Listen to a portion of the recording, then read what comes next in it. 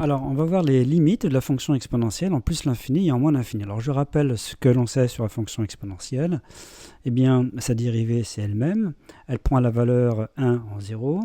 On a démontré aussi qu'elle prenait des valeurs strictement positives et elle est strictement croissante sur R. Donc, en fait, ce qu'on veut faire, c'est compléter ce tableau de variation. Ici, y mettre les limites. Limite en plus l'infini, puis limite en moins l'infini.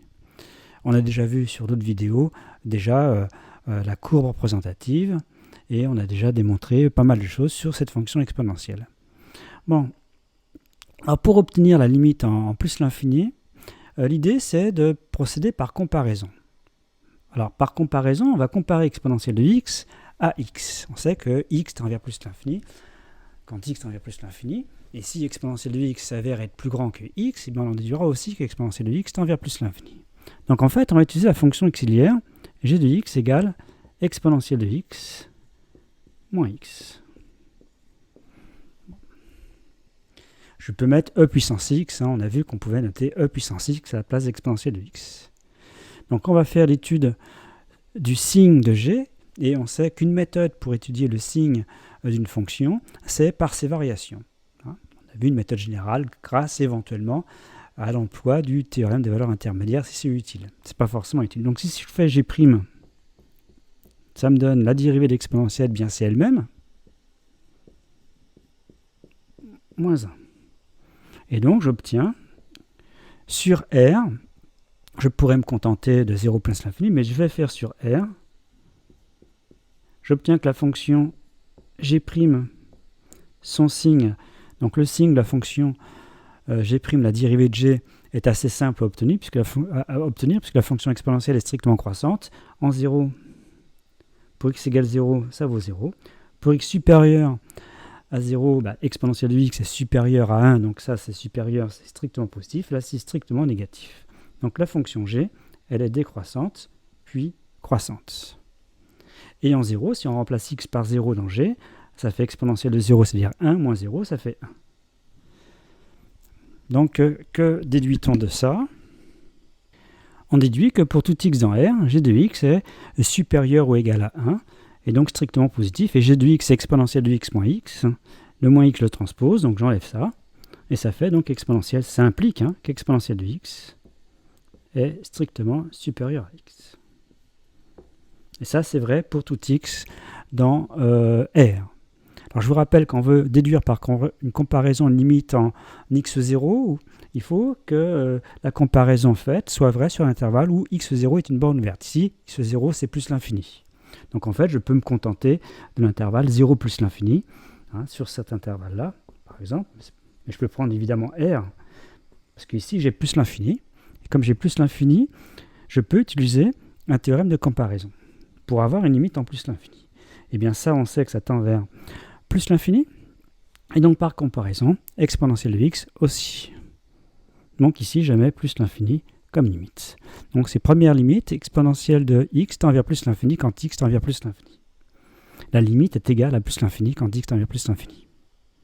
Alors maintenant, en moins l'infini, on veut la limite d'exponentielle de x quand x tend vers moins l'infini. Bien. Alors pour cela, on va faire un changement de variable. On va se ramener avec une limite quand grand x tend vers plus l'infini. Alors comment on se ramène à une limite quand grand x tend vers plus l'infini? Donc l'astuce, c'est de faire grand x égale moins x. En fait, c'est ce qu'on appelle par composé. C'est une autre rédaction de composé. Donc voilà comment on rédige. Donc on fait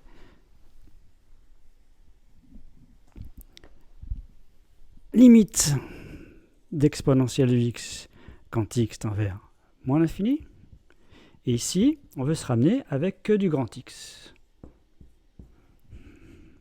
par ce changement de variable. Et grand x, c'est moins x. Mais quand petit x tend vers moins l'infini, moins x tend vers plus l'infini. Donc grand x tend vers plus l'infini. Et donc, on veut la limite de exponentielle de petit x. Et petit x, c'est moins grand x. Alors, je vous laisse. Dans un premier temps, j'ai une limite en petit x et je me ramène à la limite avec que du grand x. Donc cette égalité, c'est une autre façon d'écrire le théorème sur les limites de composés. par ce biais. Hein, c'est la fonction u de x dans le théorème général. Grand x tend vers plus l'infini, puisque petit x tend vers moins l'infini, et si petit x est bien moins grand x. Alors, évidemment, là, on n'est pas plus avancé, ça ne donne pas la limite. Si on n'avait pas un renseignement sur exponentielle de moins grand x, eh bien, justement, si on sait qu'exponentielle de moins grand x, c'est 1 sur exponentielle de grand x. Ça, c'est une des propriétés que l'on a démontrées. Donc, on a besoin de tout ça avant. Hein. Toutes les propriétés de la fonction exponentielle sont utiles pour pouvoir avancer, ne serait-ce que faire le tableau de variation ici, et d'obtenir les limites. Eh bien, c'est terminé, puisque quand grand x tend vers plus l'infini, exponentielle de grand x tend vers plus l'infini aussi, c'est cette limite-là, avec du grand x, et 1 sur plus l'infini, c'est 0. Donc, ça donne 0. Donc, la limite d'exponentielle de x quand x tend vers moins l'infini, c'est 0.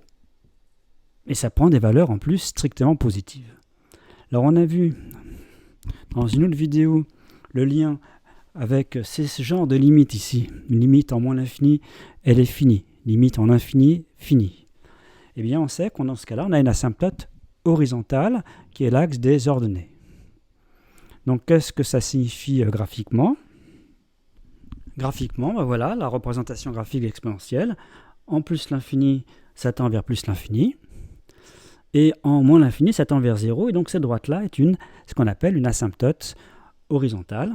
Hein, c'est l'axe des ordonnées, l'axe des abscisses. Pardon. Ici, vous avez la courbe qui se rapproche de plus en plus, sans toucher cette droite-là, puisque dire que la courbe touche l'axe des abscisses, ça veut dire qu'il y aurait ici une certaine valeur de x pour laquelle f s'annule. On sait que la fonction exponentielle ne s'annule pas. Ça prend des valeurs strictement positives. Strictement positives.